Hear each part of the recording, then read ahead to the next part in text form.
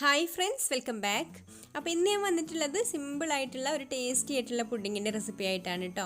അപ്പോൾ ഗോതമ്പ് നുറുക്ക് വെച്ചിട്ടാണ് ഞാൻ ഈ ഒരു പുഡിങ് തയ്യാറാക്കുന്നത്. ഇപ്പോൾ ലോക്ക്ഡൗൺ ഒക്കെ ആയത് കാരണം റേഷൻ കടയിൽ നിന്നൊക്കെ എല്ലാവർക്കും കിറ്റൊക്കെ കിട്ടിയിട്ടുണ്ടല്ലോ അല്ലേ. അപ്പോൾ അതിൽ ഗോതമ്പ് നുറുക്കും കൂടെ അടങ്ങിയിട്ടുണ്ട്. അപ്പോൾ ആ ഒരു ഗോതമ്പ് നുറുക്ക് വെച്ചിട്ടാണ് ഇന്ന് ഞാൻ പുഡിങ് തയ്യാറാക്കുന്നത്. അപ്പോൾ നമുക്ക് എങ്ങനെയാണ് ഇത് തയ്യാറാക്കുക എന്നുള്ളതൊന്ന് കണ്ടു നോക്കാം.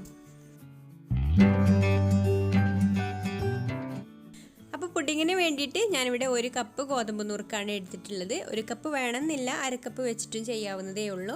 അപ്പോൾ ഞാനിവിടെ 1 കപ്പ് എടുത്തിട്ടുണ്ട്. 250 ml ഒരു കപ്പാണ് എടുത്തിട്ടുള്ളത്.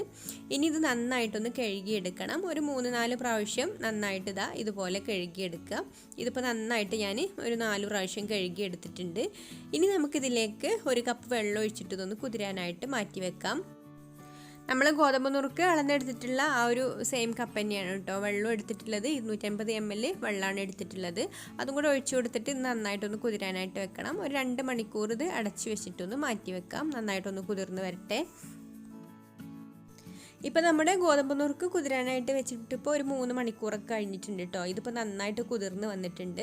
ഇനി നമുക്ക് ഈ ഒരു വെള്ളത്തോട് കൂടി തന്നെ ഇതൊന്ന് അരച്ചെടുക്കണം. അപ്പോൾ ഈ ഒരു വെള്ളം ഞാൻ നല്ല വെള്ളമായിരുന്നു കേട്ടോ ഒഴിച്ചു കൊടുത്തിരുന്നത്. അത് നമുക്ക് വെള്ളത്തോട് കൂടിയിട്ട് മിക്സിയുടെ ജാറിലേക്ക് ഇട്ട് കൊടുക്കാം. ഇനി വേറെ വെള്ളമൊന്നും ഞാനിതിൽ ചേർത്ത് കൊടുക്കുന്നില്ല കേട്ടോ. ഈ ഒരു വെള്ളത്തിൽ തന്നെയാണ് ഇത് അരച്ചെടുക്കുന്നത്.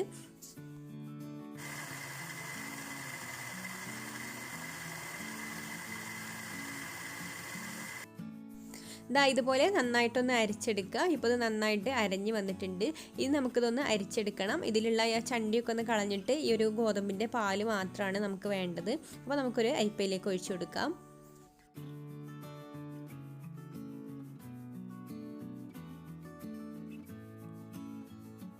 ഇതുപോലെ നന്നായിട്ട് പ്രസ് ചെയ്തിട്ട് അരിച്ചെടുക്കുക. ഇതിലുള്ള പാല് കംപ്ലീറ്റ് ആയിട്ട് കിട്ടണം.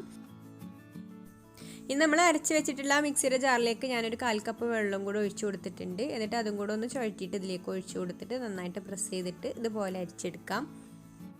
ഇപ്പോൾ ഗോതമ്പിലുള്ള പാല് മുഴുവനായിട്ട് കിട്ടിയിട്ടുണ്ട് കേട്ടോ. ഇതിലിപ്പോൾ വെറും ചണ്ടി മാത്രമേ ഉള്ളൂ, ഒട്ടും പാലില്ല. ഞാൻ നന്നായിട്ട് പിഴിഞ്ഞെടുത്തിട്ടുണ്ട്.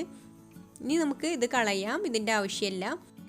ഇത്രയും കട്ടിയുള്ള ഒരു പാലാണ് കേട്ടോ നമുക്ക് ആ ഒരു കപ്പ് ഗോതമ്പിൽ നിന്ന് കിട്ടിയിട്ടുള്ളത്. അപ്പോൾ ഇത്ര കട്ടി വേണ്ടാന്നുണ്ടെങ്കിൽ 1/2 കപ്പ് ഗോതമ്പ് നുറുക്ക് കുതിർത്ത് വെച്ചിട്ട് ചെയ്താലും മതി. എന്നാലും അത്യാവശ്യം നല്ല കട്ടിയിൽ തന്നെ കിട്ടും. ഇനി നമുക്കിതൊന്നും കൂടെ അരിച്ചെടുക്കണം. അപ്പോൾ ഇതിൽ വലിയ അരിപ്പയിലൂടെയാണ് അരിച്ചെടുത്തിട്ടുള്ളത്. അപ്പോൾ ഇതിൽ ചെറുതായിട്ട് തരികളൊക്കെ ഉണ്ട് ഗോതമ്പിൻ്റെ. അതൊന്ന് പോയി കിട്ടാൻ വേണ്ടിയിട്ട് നമുക്കിതുപോലെ ചെറിയൊരു അരിപ്പയിലേക്കും കൂടെ ഒഴിച്ചു കൊടുത്തിട്ട് ഒന്നും കൂടി ഒന്ന് അരിച്ചെടുക്കാം.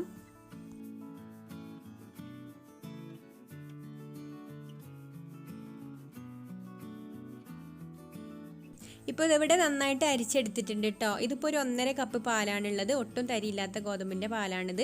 ഇനി നമ്മൾ പുഡിങ് സെറ്റാവാൻ വേണ്ടിയിട്ട് ചൈന ഗ്രാസാണ് എടുത്തിട്ടുള്ളത്. ഒരു 10 ഗ്രാം ചൈന ഗ്രാസ് ഒരു 3/4 കപ്പ് വെള്ളം ഒഴിച്ചിട്ട് ഒന്ന് കുതിർത്ത് വെച്ചതാണിത്. അപ്പോൾ ചൈന ഗ്രാസ് ഇതുപോലെ കുതിർത്ത് വെക്കുകയാണെങ്കിൽ പെട്ടെന്ന് തന്നെ മെൽറ്റായി കിട്ടും.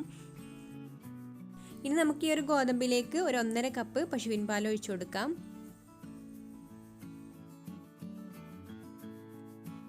ഇതിലേക്ക് 1/4 കപ്പ് പഞ്ചസാര കൂടെ ചേർത്ത് കൊടുക്കുന്നുണ്ട്.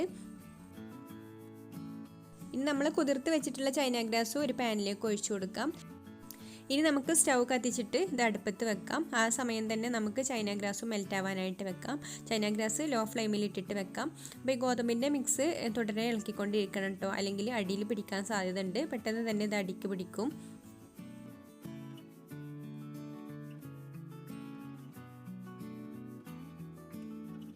ഇതിലേക്ക് നമുക്കൊരു 1/2 ടിന്ന് കണ്ടൻസ്ഡ് മിൽക്കും കൂടെ ഒഴിച്ചു കൊടുക്കാം. അപ്പോൾ കണ്ടൻസ്ഡ് മിൽക്ക് ഇല്ലെങ്കിൽ നിങ്ങൾ പഞ്ചസാരന് ചേർത്ത് കൊടുത്താൽ മതി കേട്ടോ.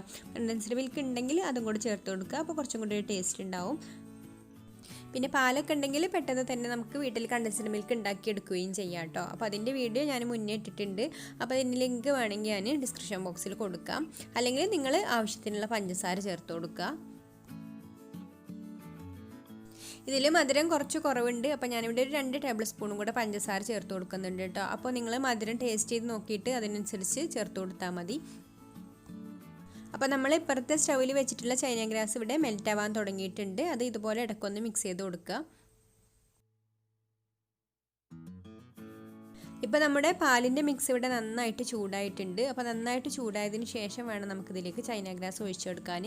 ചൈന ഗ്രാസും ഇവിടെ മെൽറ്റായി വന്നിട്ടുണ്ട്. ഇനി നമുക്ക് ഈ ഒരു ഗോതമ്പിൻ്റെ മിക്സിലേക്ക് ചൈന ഗ്രാസ് ഒഴിച്ചു കൊടുത്തിട്ട് നന്നായിട്ടൊന്ന് ഇളക്കിയെടുക്കാം.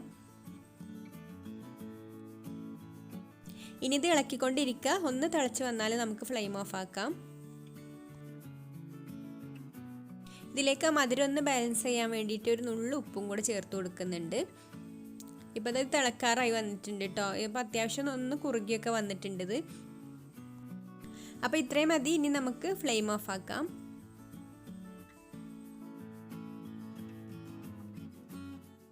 ഇനി ഞാനിതിലേക്ക് നല്ലൊരു ഫ്ലേവർ കിട്ടാൻ വേണ്ടിയിട്ട് 1/2 ടീസ്പൂൺ വാനില എസൻസും കൂടെ ചേർത്ത് കൊടുക്കുന്നുണ്ട്.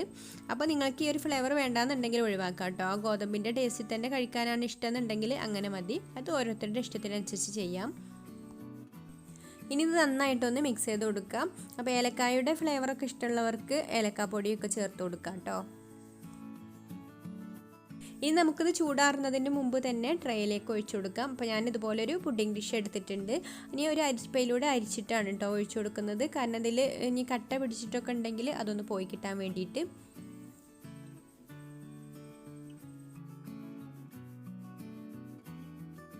ഇതുപോലെ ചെറുതായിട്ട് കട്ടകളൊക്കെ ഉണ്ട്. ഇനി ഇതങ്ങ് ഒഴിവാക്കാം. ഇനി നമുക്കിത് ഇഷ്ടമുള്ളത് പോലെയൊക്കെ ഡെക്കറേറ്റ് ചെയ്തെടുക്കാം. അപ്പോൾ ഞാനിവിടെ ഇതിൻ്റെ മുകളിലായിട്ട് കുറച്ച് ബദാം ചോപ്പ് ചെയ്തെടുത്തത് ഇട്ട് കൊടുക്കുന്നുണ്ട്.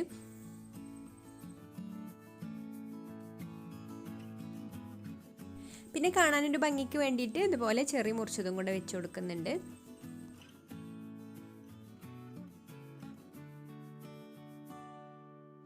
ഇനി ഇത് നന്നായിട്ടൊന്ന് ചൂടാറിയതിന് ശേഷം ഫ്രിഡ്ജിൽ വെച്ച് നന്നായിട്ട് തണുപ്പിച്ചെടുത്തിട്ട് വേണം കഴിക്കാൻ. അപ്പോൾ തണുപ്പോട് കൂടി കഴിക്കുമ്പോൾ നല്ലൊരു ടേസ്റ്റാണ്. അപ്പോൾ നമുക്കിനി ഇത് ഫ്രിഡ്ജിലേക്ക് വെക്കാം. അപ്പോൾ നമ്മുടെ പുഡിംഗ് ഇവിടെ നന്നായിട്ട് തണുത്ത് വന്നിട്ടുണ്ട് കേട്ടോ. ഇനി ഇത് നല്ല തണുപ്പോട് കൂടി തന്നെ സെർവ് ചെയ്യാം. നല്ല ഹെൽത്തി ആയിട്ടുള്ളൊരു പുഡിംഗാണിത്. അതുപോലെ തന്നെ നല്ല ടേസ്റ്റും ഉണ്ട് കഴിക്കാൻ. അപ്പോൾ എല്ലാവരും ഒന്ന് തയ്യാറാക്കി നോക്കുക. അപ്പോൾ നിങ്ങൾക്ക് ഈ ഒരു വീഡിയോ ഇഷ്ടമായിട്ടുണ്ടെങ്കിൽ ഒന്ന് ലൈക്ക് ചെയ്യുക, അതുപോലെ ഷെയർ ചെയ്യുക, നിങ്ങളുടെ അഭിപ്രായങ്ങളൊക്കെ കമൻറ്റ് ചെയ്യുക.